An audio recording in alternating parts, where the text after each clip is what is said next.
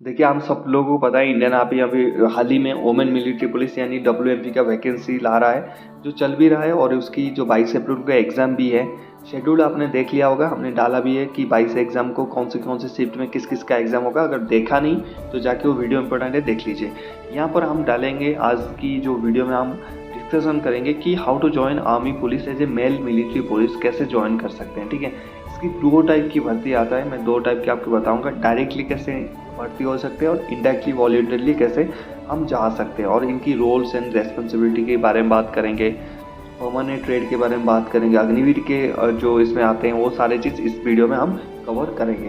तो अगर ऐसे आप डिफेंस फैक्ट वीडियोस देखना पसंद करते हैं तो आप हमारे चैनल को सब्सक्राइब कर सकते हैं, और हमारा एक ऑफिशियल टेलीग्राम चैनल है जिसका नाम है आर्मी सर ऑफिशियल, वहाँ पर ज्वाइन कर लेना। आपको कोई भी परेशानी है, हमारा मेल आईडी चैनल के बायो सेक्शन में आप हमें मेल कर सकते हैं। देखिए, ये कहानी शुरू होता है कि जब एक फ़ौजी की कैंटोनमेंट में या फिर फ़ौजी के एरिया में इनडिसिप्लिन काम होता है, यानी जवान कुछ पर्सनल प्रोफेशनल चीज़ों को लेकर आपस में भिड़ जाते हैं, या फिर कोई भी एक पति पत्नी जो फौजन होते हैं आपस में जुड़ जाता है, या फिर ऐसे वीआईपी को प्रोटेक्शन देना हो कैंटोनमेंट में, जो कि आर्मी कैंटोनमेंट में, वहाँ पर डिसिप्लिन रखना हो, शांति श्रृंखला रखना हो, जो सिविल लोग काम करते हैं उनकी सिक्योरिटी का ध्यान देना हो, आर्मी की सिक्योरिटी का ध्यान देना हो, कैंटोनमेंट में साफ सफाई से लेके एवरीथिंग जो ध्यान देता है वो आता है कंट्रोल ऑफ सेना मिलिट्री पुलिस।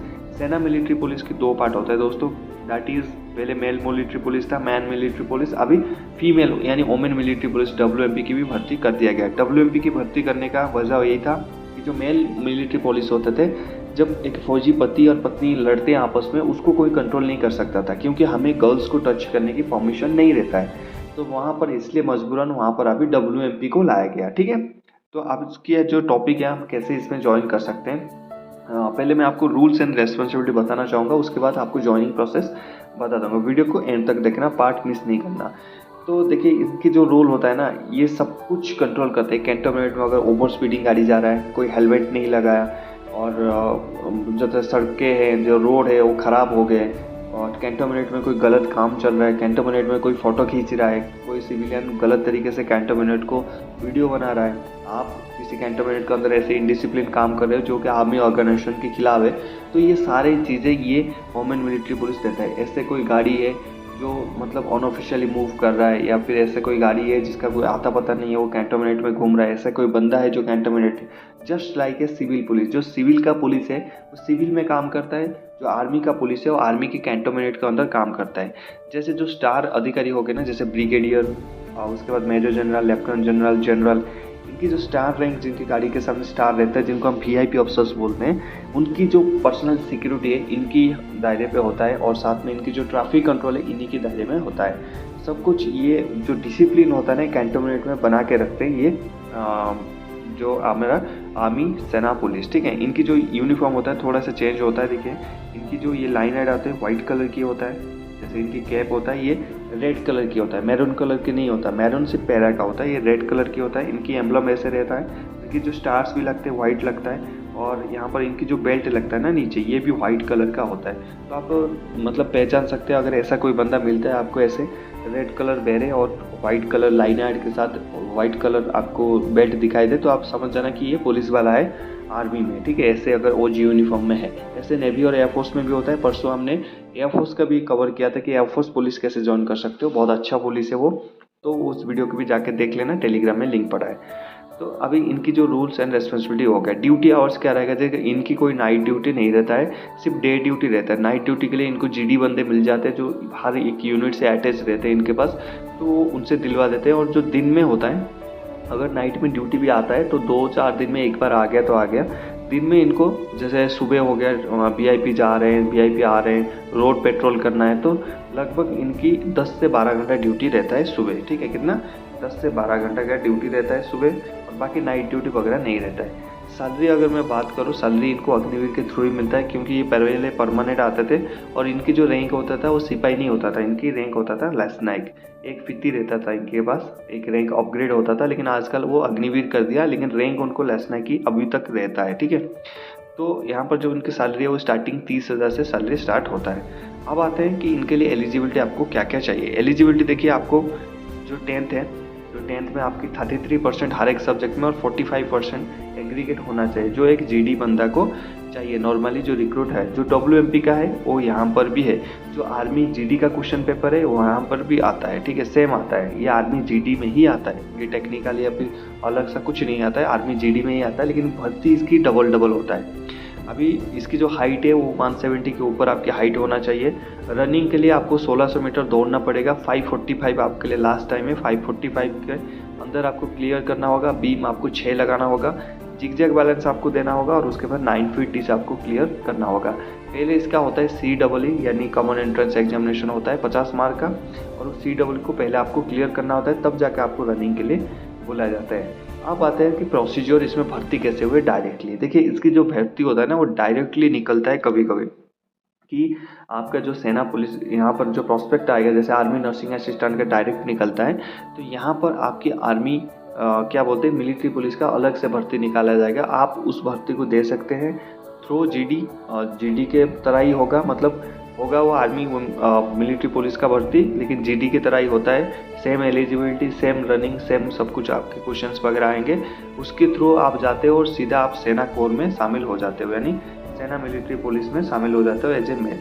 दूसरा क्या करता है, दोबारा क्या करता है, कभी कभी क्या करते हैं इन लोग अलग सा भर्ती निकालते हैं। लाइक कि जैसे हमारा GD का भर्ती हो रहा है ऑल इंडिया में अभी चल रहा है, ठीक है, वहाँ पर से कुछ बंदे ये अपना जब पोस्टिंग आता है ना, ये अपनी उसमें बुला लेते हैं, ट्रेनिंग सेंटर में बुला लेते हैं। जैसे आप कहीं कहीं जाके कोई इन्फेंट्री में पोस्टिंग आएगा, आपकी ट्रेनिंग करने जाओगे ना, जैसे GD में ये थोड़ी ना है कि आप सारे RT में चले जाओगे या फिर इन्फेंट्री में जाओगे, कोई सिग्नल में जाएगा, कोई AEC में जाएगा। GD बंदा हर एक जगह पे है, हर एक कोर में है। AMC में भी GD बंदा है, MC में भी ड्राइवर है, ठीक है, हर एक जगह पे।